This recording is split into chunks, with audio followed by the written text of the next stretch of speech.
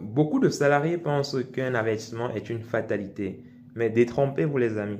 Lorsqu'un employeur décide de vous donner un avertissement et que vous estimez que l'avertissement n'est pas justifié, n'hésitez pas à en parler à votre employeur et si besoin à contester point par point les griefs qui vous sont reprochés dans le courrier d'avertissement.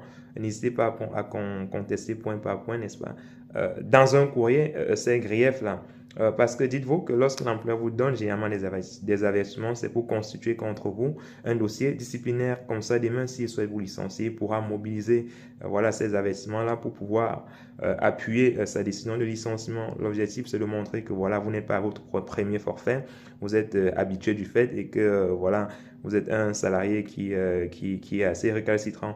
Donc, chaque fois que vous recevez un avertissement, les amis, vous avez le droit de contester cet avertissement-là. Vous pouvez demander à votre employeur de retirer cet avertissement, notamment en lui envoyant un courrier justement de contestation de l'avertissement. S'il ne le fait pas, vous pouvez saisir en dernier ressort le conseil de prud'homme pour que celui-ci, au regard des éléments que vous allez lui communiquer, pour que celui-ci décide justement d'annuler cet avertissement-là. Faites-le systématiquement lorsque vous estimez que voilà, les faits qui vous ont reprochés n'ont aucune base juridique encore ou aucune base factuelle.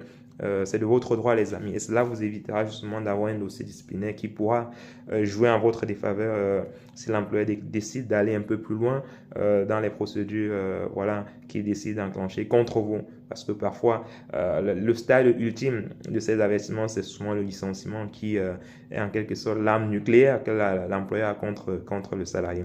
Donc les amis, si cette vidéo vous a plu, n'hésitez pas à partager et à laisser un commentaire, avertissement, afin que je puisse voilà, continuer à faire des vidéos comme celle-ci pour vous édifier sur vos droits et obligations en tant que salarié en France. On est ensemble, portez-vous bien.